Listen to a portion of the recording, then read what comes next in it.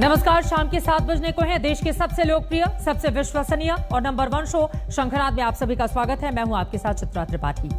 2012 का निर्भया कांड इस देश में कौन भूल सकता है? कौन भूल सकता है 9 बरस पहले हुई उस हैवानियत को, उस दरिंदगी के खिलाफ पूरे देश से आवाज उठी थी। आवाज उठी थी कि बच्चियों के साथ होने वाली दरिंदगी रुकनी चाहिए। आवाज उठी थी कि सभ्यता के शब्दकोश से रेप जैसे शब्द को निकाला जाना चाहिए। आवाज उठी थी कि सड़क पर चलती हुई लड़की के कदम कांपने नहीं चाहिए। लेकिन वो आवाजें क्षितिज में समा चुकी हैं। दिल्ली में फिर से एक 9 साल की मासूम बच्ची के साथ गैंगरेप हुआ। गैंगरेप को छिपाने के लिए बच्ची को मार दिया गया। जब यह गुनाह हो गया तो हमेशा की तरह सियासत शुरू हो गई। पीड़िता के घर पर नेताओं का तांता लग गया। मतलब कुछ बदला नहीं 2012 से लेकर 2021 तक। इसीलिए हम कह रहे हैं कि यह सूरत बदलनी चाहिए।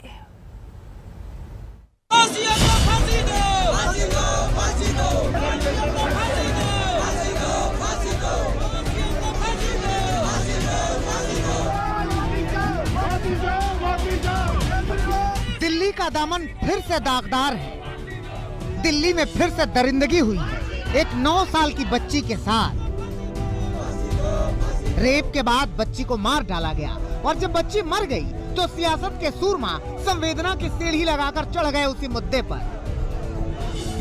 तो क्या बदला दिल्ली में 2012 के निर्भया कांड के बाद से? बच्चियों से रेप होना बंद हुआ?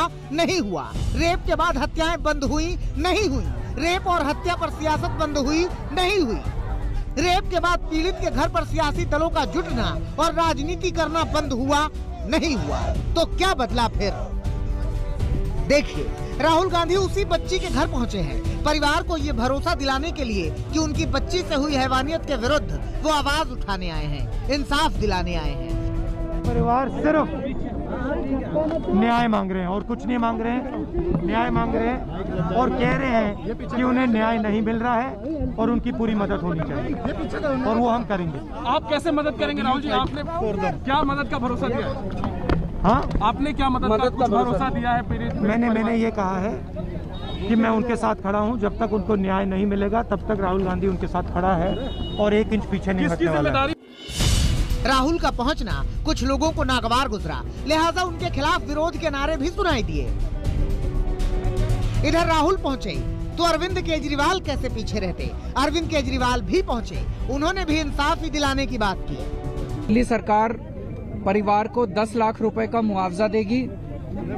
इसमें हम मैजिस्ट्रियल इंक्वायरी ऑर्डर करेंगे और इस केस में दिल्ली सरकार सबसे बड़े से बड़ा वकील कोर्ट में लगाएगी ताकि दोषियों को कड़ी से कड़ी, सख्त से सख्त सजा दिलवाई जा सके। अब कांग्रेस और आम आदमी पार्टी के नुमाइंदे पहुंचे तो बीजेपी वाले कैसे दम साधे देखते रहते। दिल्ली बीजेपी के अध्यक्ष भी पहुंचे। पीड़ित परिवार है, उनसे हम लोग मिले हैं।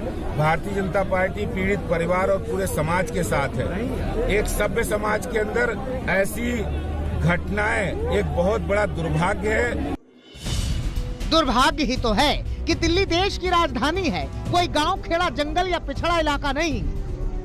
मगर यहाँ भी बच्चियों से रेप होता है, उसे मार डाला जाता है और रह जाता है सिर्फ अफसोस। इधर पुलिस कह रही है कि उसने चारों आरोपियों को गिरफ्तार कर लिया है।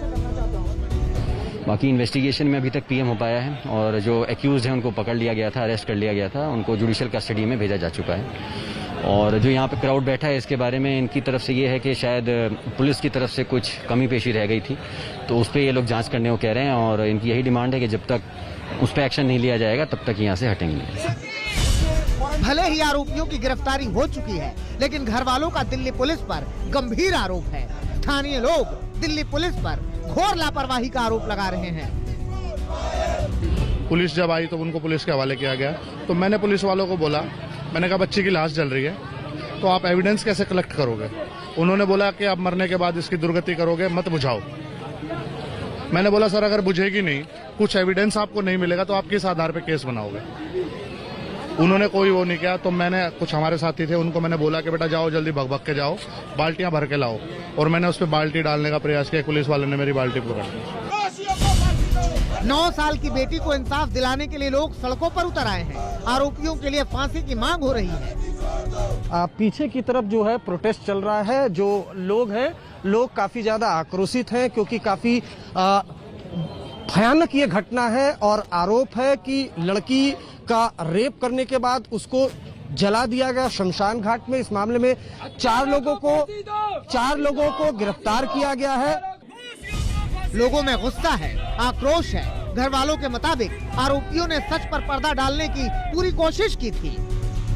इस वक्त हम दिल्ली के नंगल गांव के उसी शमशान घाट पर मौजूद हैं जहां 9 साल की बच्ची को जलाया गया था।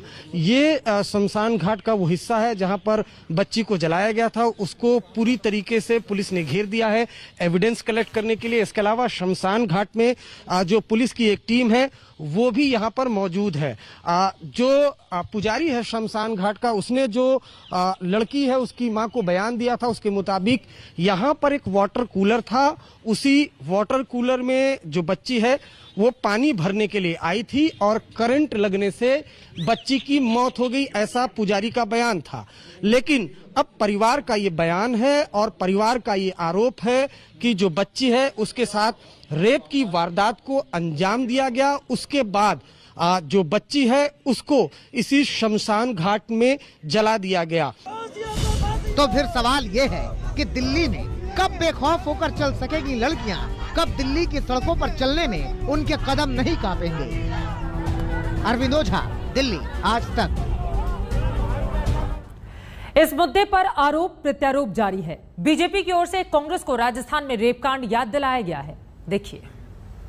आप सभी बंधु भगिनियों को बहुत धन्यवाद कि एक शॉर्ट नोटिस में आप यहां आए हैं और इस गंभीर और महत्वपूर्ण विषय में इस प्रेस कॉन्फ्रेंस को अटेंड कर रहे हैं। बंधुगण, बलात्कार या रेप एक बहुत ही दुखद घटना होती है, बहुत अनफॉर्चुनेट होता है। जितनी भी इसकी निंदा की जाए, जितनी इसकी भर्त्सना की जाए, उतना वो कम है। दिल्ली में नांगल राय में जिस प्रकार से एक नन्ही सी बच्ची के साथ दुष्कर्म हुआ है, हम सब उसकी घोर निंदा करते हैं। हम हिंदुस्तान को भी सरकार और राजनीति के हिसाब से बांट करके दलितों की राजनीति को आगे बढ़ाएंगे, ये बहुत दुखद है। बंधुगण, मैं कुछ आंकड़े आपके सामने रखने वाला हूं, उसके बाद कुछ सवाल राहुल गांधी जी से भी करूंगा। राजस्थान पे आते हैं। कांग्रेस शासित राज्य है राजस्थान। एनसीआरबी के रिकॉर्ड के हिसाब से, जो डाटा एनसीआरबी देती है उसके हिसाब से राजस्थान देश का पहला स्थान है, शीर्ष पर है जहां तक बलात्कार का संबंध है। पिछले 6 महीनों में बलात्कार के आंकड़ों में 30% वृद्धि हुई है राजस्थान में।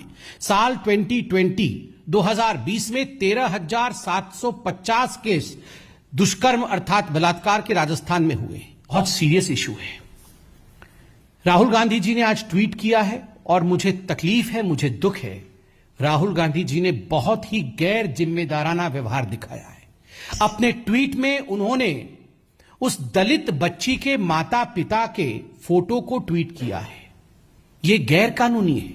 मैं दोनों सेक्शन पढ़ूंगा देश के लिए, ताकि राहुल गांधी, जो शायद ये नहीं जानते हैं या जान के भी अनभिज्ञ बनने की कोशिश कर रहे हैं केवल पॉलिटिकल बेनिफिट के कारण, अपने यहां माता पिता दोनों का ही जिस प्रकार से फोटो ट्वीट किया, क्योंकि वो एक पब्लिशिंग प्लेटफॉर्म है, वो एक प्लेटफॉर्म है कम्युनिकेशन का, वहां आपने जिस प्रकार से ये फोटो ट्वीट किया है माता पिता का, स्वाभाविक रूप से आपने उस बच्चे के फैमिली की आइडेंटिटी को चौराहे पे डाल दिया है।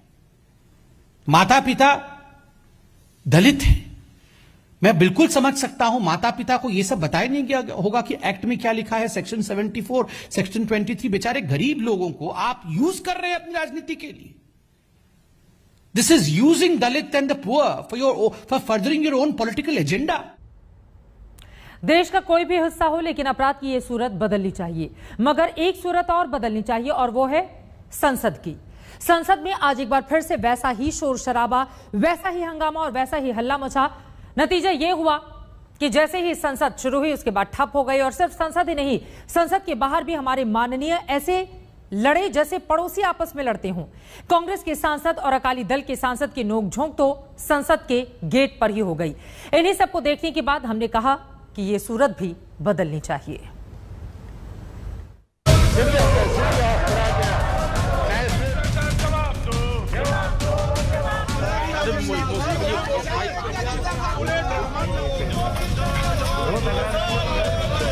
ये बिल पास करवाया इन्होंने कैबिनेट में, कराया कि नहीं कराया? तुसी कैबिनेट सी या नहीं होगा मंत्री सी? झूठ बोल रहे हैं, कहने मैं मंत्री नहीं सी। तुसी कैबिनेट के मंत्री सी, झूठ बोल रहे हो, रे ड्रामा कर रहे हो। दो सांसदों के बीच संसद के गेट पर इस कदर नोक-झोंक पहले कब देखी थी आपने? अकाली दल की सांसद और पूर्व केंद्रीय मंत्री हरसिमरत कौर बादल और कांग्रेस के सांसद रवनीत बिट्टू के बीच मौखिक जंग छिड़ी है। ਜਦੋਂ ਬਿੱਲ ਪਾਸ ਹੋਇਆ ਕੈबिनेट ਦੇ ਵਿੱਚ ਬੈਠੇ ਸੀ, ਇੱਕ ਵਾਰ ਵੀ ਇਹਨਾਂ ਨੇ ਉਲਟ ਨਹੀਂ ਬੋਲਿਆ ਬਿੱਲ पास होने के बाद जाके इस्तीफा दिया। किसानों के मुद्दे पर कृषि कानूनों को खत्म करने की मांग पर दोनों सांसद लड़ रहे हैं। कैबिनेट मंत्री सी मोदी जी तोमर के नाल बैठे सी, नाल बीएसपी ये बिल पास कराने वाले कैबिनेट मंत्री सी। जे सच्चा झूठा बोलो, तुसी ये बोलो सच्चा झूठा। कैबिनेट मंत्री बिल पास करवा के इस्तीफा कर दिया, बिल पास करा के दिया, पहले दिया। 2 महीने लगातार बिल के हक में बोलते रहे।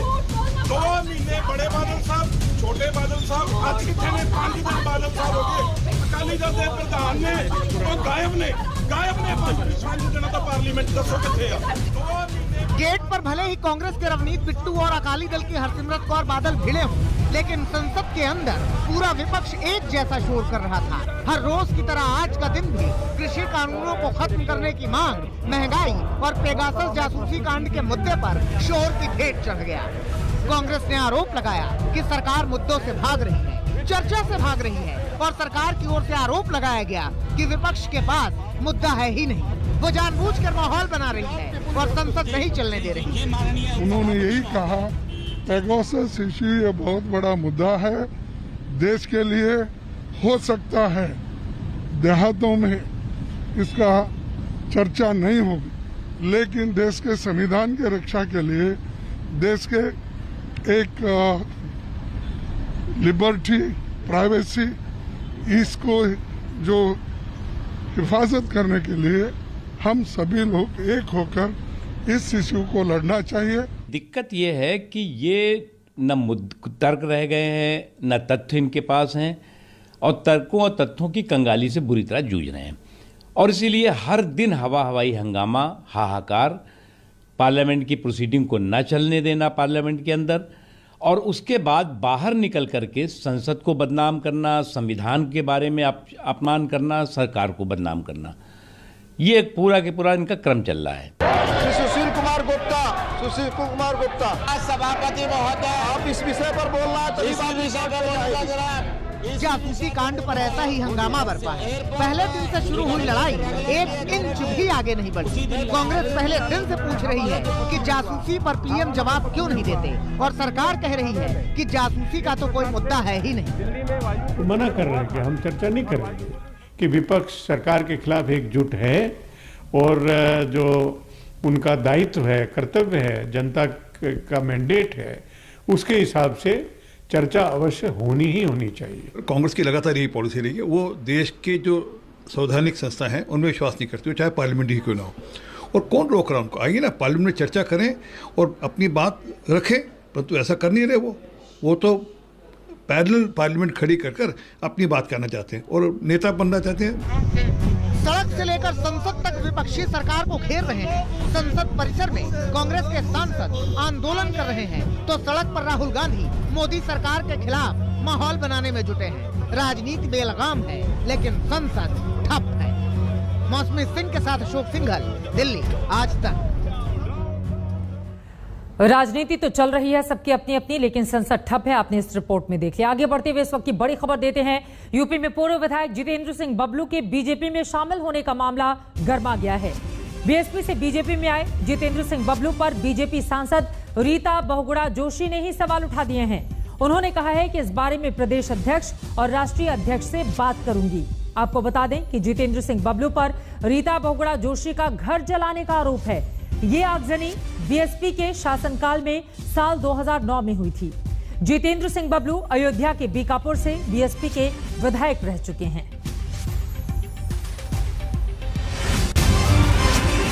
मुझे पूर्ण विश्वास है कि उन्होंने पार्टी को, हमारे गफलत में रखा, इन्होंने सच्चाई उनको नहीं बताई और इसलिए और पार्टी ज्वाइन कर ली।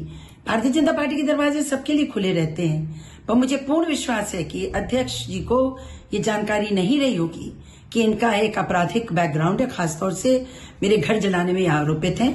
इस संदर्भ में मैं प्रदेश अध्यक्ष जी से और राष्ट्रीय अध्यक्ष जी से बात करूंगी और अपील करूंगी उनसे कि वे उनकी सदस्यता को भंग करें, समाप्त करें।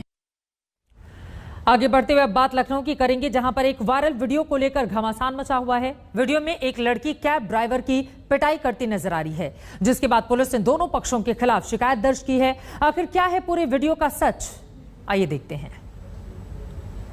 लखनऊ की बीच सड़क पर मचे इस तमाशे को देखिए। कैब ड्राइवर हाथ जोड़ता है, लोगों से मदद की गुहार करता है, लेकिन लड़की का प्रहार जारी रहता है। पुलिस मौजूद है, पब्लिक मौजूद है, लेकिन थप्पड़ों की बौछार जारी है। कोई रोकने वाला नहीं, कोई टोकने वाला नहीं। कौन देगा मेरे मालिक का? कुछ देर बाद एक शख्स ने जब लड़की को रोकने की कोशिश की तो लड़की ने उस पर भी हमला कर दिया। बहुत हो गया। तस्वीरें 30 जुलाई की हैं, जो लखनऊ के कृष्णा नगर इलाके से आई हैं, जहां बीच चौराहे पर करीब आधे घंटे तक ये तमाशा चलता रहा। वीडियो वायरल हुआ तो हंगामा मच गया, जिसके 5 दिन बाद अब लड़की पहली बार कैमरे पर सामने आई, जिस पर कैब ड्राइवर पर हमला करने का आरोप। जैसे ये मेरे बहुत क्लोज आ गया था तो मैंने इसको गाड़ी से निकाला, मैंने थप्पड़ मारा। मैंने देखा कि ये फोन चलाते हुए आ रहे हैं आगे और इनको कोई मतलब नहीं है कि सामने एक लड़की है, ठीक है। तो इसने लगभग हिट ही कर, और मैं उसको बार बार मैं रुक करके उसके साइड फेस करके तो मैं उसको बता रही थी, वार्न करी थी कि मैं खड़ी हूँ, अब रुक जाएगा ये, अब रुक जाएगा, लेकिन वो नहीं रुका, ठीक है। और साइड में फोन चला, मैंने उसका फोन उठाया, उसको डिस्ट्रॉय किया, ठीक है। तो मैंने उसको पकड़ा, उसको थप्पड़ भी मारा मैंने, ठीक। इतने में सारे लोग जितने वहां पे थे वो आ गए। उनमें से एक आदमी आया जिसने मुझे बहुत जोर से हिट किया, तो मेरा चश्मा गिर गया। उसके बाद मुझे भागने का भी मौका मिला, तो मैं भागी रही थी कि चारों तरफ से मुझ पे अटैक होने लग गए। मैंने देखा पुलिस खड़े होकर देख रही है। मैं माफी मांग रहा था, मोबाइल मेरा तोड़ा, जब भी मुझे गुस्सा नहीं आया 2 बार हिट करा, मोबाइल को तोड़ा, 3 बार उधर जाके फिर ब्रेकर के पास लड़ाया। जब भी पूरा जब मोबाइल डैमेज हो गया, मैं तो बाहर आ गया था। मैं सिर्फ यही बोला था, मैडम मेरी क्या गलती है बताइए, सॉरी बोल रहा हूँ मैं, सॉरी बोल रहा हूँ। भाई 1 तमाचा मार देती, 2 तमाचे मार देती, 3 तमाचे मार देती, मगर लगातार मुझे भी नहीं मालूम कितने मारे तमाचे। तकलीफ तो हो रही है, तमाचे जो पड़े हैं। घटना की सीसीटीवी फुटेज भी सामने आई है, जिसमें साफ दिखाई देता है कि लड़की जेब्रा क्रॉसिंग पर रेड लाइट क्रॉस कर रही है। यहाँ कैब आकर रुकती है, जिसके बाद लड़की कुछ पल के लिए ठहरती है और फिर तेजी से कैब की ओर बढ़ती है, जिसके बाद मारपीट का ये पूरा खेल शुरू होता है। लेकिन लड़की का कहना है कि उसके साथ 4 लड़कों ने मारपीट की, जिसकी तस्वीरें इस सीसीटीवी में नहीं आई। यही मार रहा था और कोई नहीं मार रहा था। ये कह रहा है ना कि मैं तू लड़का होती तो मैं बताता। इसने मुझको मारा है बहुत बुरी तरीके से। ये जो बोल रहा है बिल्कुल झूठ बोल रहा है। इसने उन लोगों के साथ मिलकर मुझे मारा और यूपी पुलिस ने खड़े होकर के देखा है। लड़की का कहना है कि उसे हार्ट, ब्रेन और किडनी की बीमारी है, जिसकी वजह से वो वॉक पर निकली थी, लेकिन ड्राइवर ने उसके साथ बदसलूकी की। हार्ट की प्रॉब्लम है, मुझे किडनी की प्रॉब्लम है, लिवर की प्रॉब्लम है, ब्रेन की प्रॉब्लम है, ब्रेन में भी प्रॉब्लम है, ठीक है। तो मैं हमेशा की तरह से वहाँ पे वॉकिंग के लिए जा रही थी। पुलिस ने कैब ड्राइवर के खिलाफ रिपोर्ट दर्ज की थी, लेकिन बाद में कैब ड्राइवर की शिकायत के बाद लड़की के खिलाफ भी केस दर्ज किया गया है। कैब ड्राइवर ने लड़की पर झूठ बोलने का आरोप लगाया है। आत्मसम्मान तो मेरा चला ही गया, मुझे सिर्फ रिस्पेक्ट चाहिए और इनको जल्द से जल्द कानून कार्रवाई। मैंने एफआईआर तो दर्ज कर दी, मगर अभी पुलिस ने अभी तक इनको गिरफ्तार क्यों नहीं किया? मेरी कोई सजा नहीं थी, मुझको बंद कर दिया 24 घंटे, ये बाहर क्यों है? इस पूरे मामले में लखनऊ पुलिस भी सवालों के घेरे में है। बीच चौराहे पर यह घटना होती है और पुलिस तमाशबीन बनी रहती है। संतोष कुमार के साथ समर्थ श्रीवास्तव, लखनऊ। इसी के साथ शंखनाद में एक छोटे से ब्रेक के लिए हम रुकेंगे, लेकिन जब वापस लौटेंगे तो आपको लेकर चलेंगे अयोध्या। दिखाएंगे हमारी खास पेशकश राम काजी करबे को आतुर। जरूर देखिएगा, देखते रहिए आज। शंखनाद में एक बार फिर से आप सभी का स्वागत है। मैं हूं आपके साथ चित्रा त्रिपाठी। कल 5 अगस्त है। पिछले साल 5 अगस्त को करोड़ों राम भक्त खुशियों में सराबोर हो गए थे।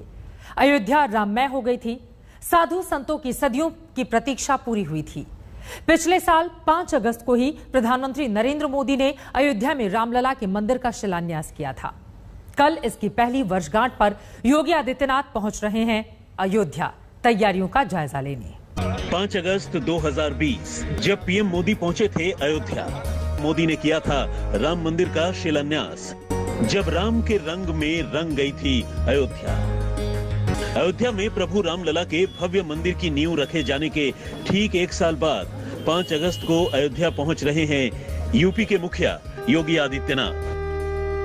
राम मंदिर के शिलान्यास की पहली सालगिरह पर योगी आदित्यनाथ अयोध्या पहुंच रहे हैं। उनकी अगवानी के लिए रामनगरी दुल्हन की तरह सजी है। योगी आदित्यनाथ अयोध्या एयरपोर्ट पहुंचेंगे। वहां से वो श्री राम जन्मभूमि परिसर के लिए रवाना होंगे और रामलला के दर्शन करेंगे।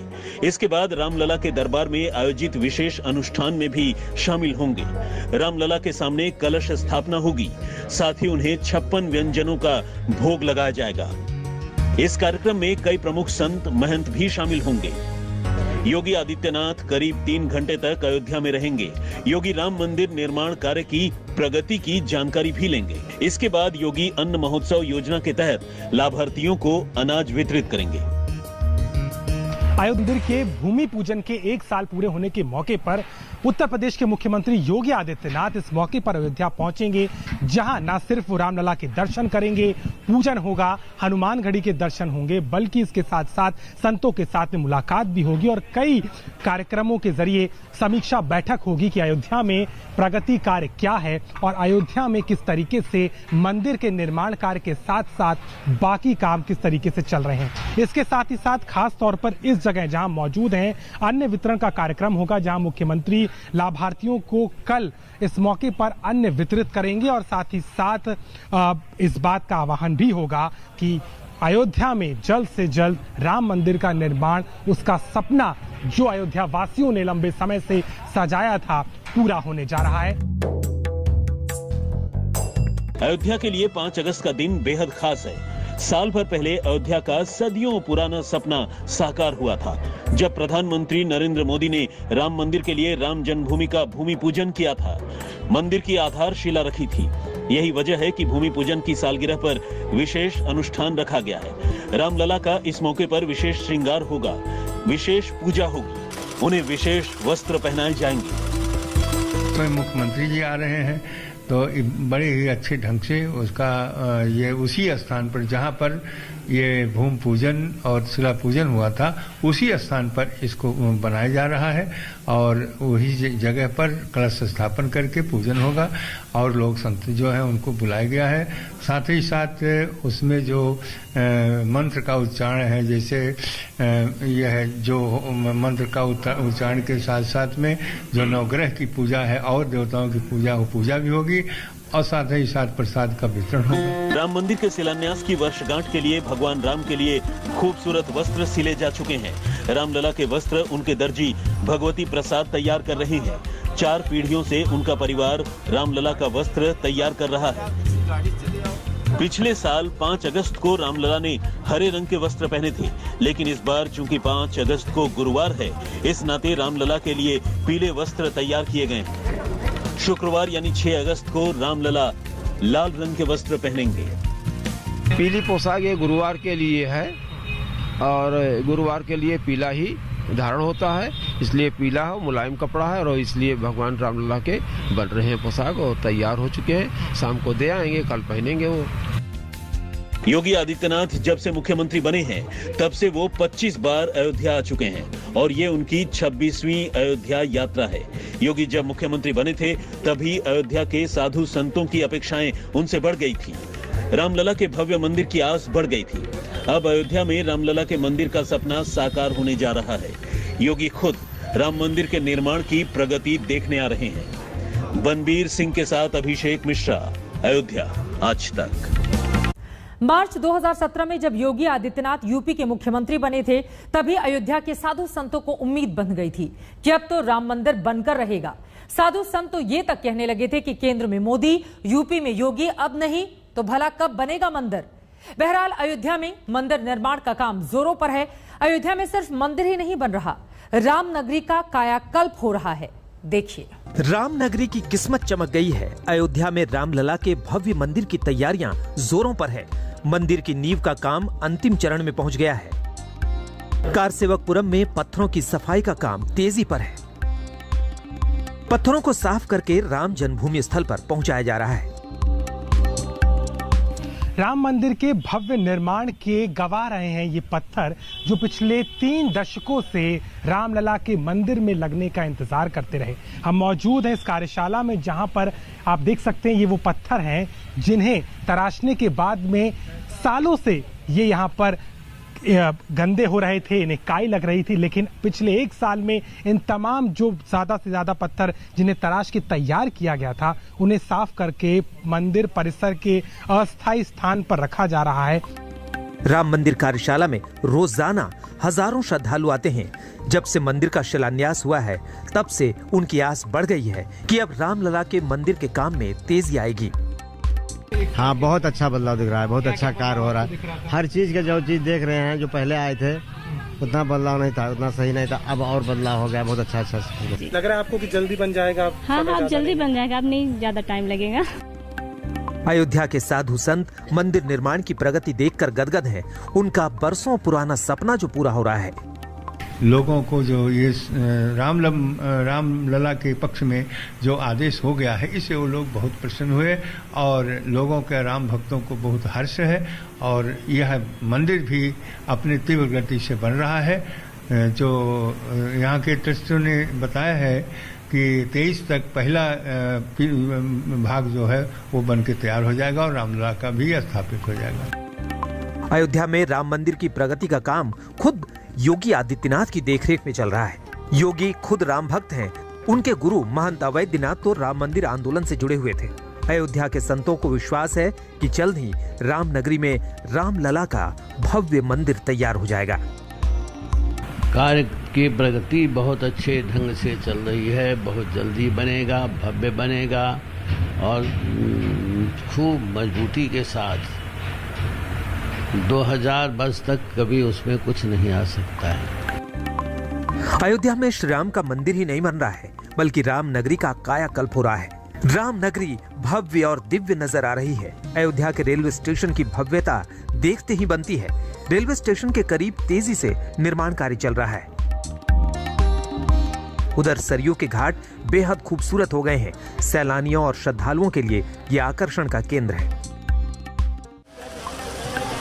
हरिद्वार में हरि की पैड़ी की तर्ज पर बनी अयोध्या में राम की पैड़ी का भव्य रूप सामने आया है। इसको बनाने में इस बात का ख्याल रखा गया है कि ये खूबसूरत लगे, साथ ही सरयू का जल अविरल रूप से बहता रहे। राम की पैड़ी सरयू घाट तक पहुंच गई है। चाहे वो राम की पैड़ी पर हुए पिछले दिनों काम हो, खासतौर पर बैराज बना करके सरयू की अविरलता को जिस तरीके से नदी तक पहुंचाया गया और घाट में सौंदर्यीकरण का काम जो लगातार पिछले सालों से चलता आया है, वो अयोध्या को एक पर्यटन का केंद्र बनाने में बड़ा सहयोगी साबित हुआ है। अयोध्या में सावन के महीने में हर साल शुक्ल पक्ष की तृतीया से सावन का झूला मेला लगता है। इस बार ये मेला 11 अगस्त से शुरू हो रहा है। अयोध्या के मणि पर्वत पर लगने वाले इस मेले के लिए इस बार जोरदार तैयारियां हो रही हैं। इस बार इस मेले में रामलला चांदी के पालने में झूलेंगे। इस वर्ष ट्रस्ट ने निश्चित किया है कि नहीं, अब की जो झूलन उत्सव शुरू होगा उसमें रामलला जो विराजमान होंगे वो चांदी के पालने पर होंगे और चांदी के झूलन पर झूलाया जाएगा। अभिषेक मिश्रा, अयोध्या आज तक। पिछले साल 5 अगस्त को अयोध्या में राम मंदिर का शिलान्यास हुआ था। तभी से राम भक्तों के मन में एक सवाल खलबली मचा रहा है कि आखिर रामलला का भव्य मंदिर कब तक बन जाएगा? कब उस मंदिर में मिलेगा रामलला के दर्शन का सौभाग्य? अयोध्या में रामलला के भव्य मंदिर की तैयारियां जोरों पर है। मंदिर ऐसा भव्य और दिव्य बनाने की तैयारी है कि लोग देखते ही कहें ये अद्भुत और अकल्पनीय है। जिस तरह से मंदिर निर्माण की तैयारी चल रही है, उससे लगता है कि वो दिन दूर नहीं जब श्रद्धालु रामलला के मंदिर में जाकर उनके दर्शन कर सकेंगे। राम मंदिर ट्रस्ट के सूत्रों के मुताबिक दिसंबर 2023 से रामलला के मंदिर में आम लोगों के लिए दर्शन शुरू हो जाएंगे। 2025 तक राम मंदिर निर्माण का काम पूरा हो जाएगा। राम मंदिर में दर्शन और निर्माण कार्य साथ साथ चलता रहेगा। राम मंदिर निर्माण में स्टील और ईंट का इस्तेमाल नहीं किया जा रहा है। कारसेवकपुरम के 70% पत्थरों का इस्तेमाल मंदिर निर्माण में होगा। कल राम मंदिर के भूमि पूजन को 1 साल हो जाएगा। मंदिर में दर्शन के साथ साथ निर्माण कार्य भी बड़ी तेजी से चल रहा है। पीएम मोदी अक्सर अपनी बैठकों में अपने मंत्रियों को ये बात कहते हैं कि उन परियोजनाओं का शिलान्यास कीजिए जिनका उद्घाटन वो अपने कार्यकाल में कर सकें, और इसीलिए 2024 से पहले मंदिर के परिसर का निर्माण करके पीएम मोदी ये संदेश देना चाहते हैं कि जो वो कहते हैं वो करते भी हैं। रामलला का मंदिर अपने ढंग का अनोखा होगा। इसके निर्माण में आधुनिक और पारंपरिक तकनीक का इस्तेमाल किया जा रहा है ताकि रामलला का मंदिर सदियों तक यूं ही अचल और अटल रहे। हिमांशु मिश्रा के साथ राहुल श्रीवास्तव, दिल्ली, आज तक। करोड़ों राम भक्तों को इंतजार है कि जल्द ही रामलला के उन्हें दर्शन हो पाए, लेकिन फिलहाल मंदिर निर्माण का काम अयोध्या में जोरों पर है। इसी पर हमारी ये खास पेशकश आप देख रहे थे। एक छोटे से ब्रेक के लिए हम रुकेंगे। शंखनाद में आज के लिए बस इतना ही।